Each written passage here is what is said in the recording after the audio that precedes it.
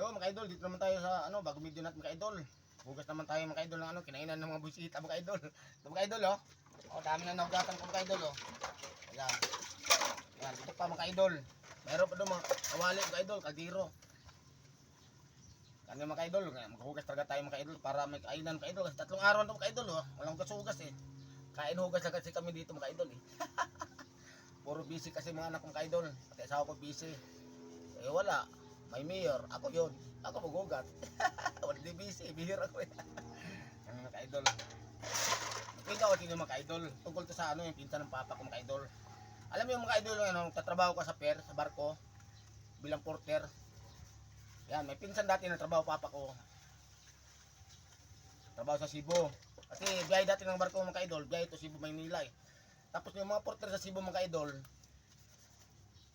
ano, lipat sa Maynila naman lipat sa Cebu, di ba? Ganyan yan dati. Eh ayaw sumama ng ano, pinsan ng ano, papa ko. Eh, hindi marunong Tagalog ang ka-idol eh. Nangyari mo ka-idol, sabi ng manager, pag ayaw sumama doon sa Maynila, tanggal siya sa trabaho kasi kailangan ng tao eh. Kasi lipat-lipat yung mga porter eh. Ayun, ang ginawa yung ka-idol, sumama ng ka-idol. Pagdating doon mga ka-idol, tapos nila mag-ano ng bagahe, pag ano ng barko, pag tabi doon, dating ng pier sa Maynila. Hindi kumain, umaga, tanghali, hindi rin mga idol. Pagdating ng alas 3 mga idol, ginutom. Ginawa niya mga idol, pumunta na tindahan mga idol. Sabi niya, bahala to, kahit hindi ako marunong magtagalog. Sabi niya, tumingin siya sa karinderya mga idol. Natira doon mga idol, yung gulay ba mga idol ba, gulay na ginataan. Saka, wings ng ano, manok, wings. Yung wings ng manok ba, yung pakpak ng manok. Yun ang natira doon, ulam, adobo. Tapos may dumating yung tindira. Sabi nga, tinanong siyang tindira, ano sa'yo mama? Eh gutom na talaga siya. Ano yung Tagalog niya, ano iba yung Tagalog niya eh. Sabi niya, ini daw, ini. Sabi niya, sabihin ba natin ito.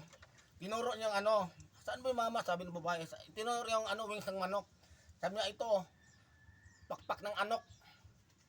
Binuksan niya kabilang ano, asirula. Saka uti na may giti. Kaya sabi ng tindira, ano ba yung pakpak ng anok saka uti na may giti, kuya? Buti na lang sumunod yung ano, yung papa ko sumunod sa pinsan niya. Sabi niya sa tindira, ano raw ano, ali. Wings ng manok saka yung gulay na ginataan. Sabi ng ali, ikaw kuya, niloko mo ako. Ano ba yung pakpak ng anok saka uti na may giti? Ay mga idol. Ay ang kwento ko ka-idol. Natatawa ko diyan pag tuwing maalala ko yung kwento ng papa ko mga idol eh. Pakiano lang mga idol ha. Ito naman sabi kong ka-idol.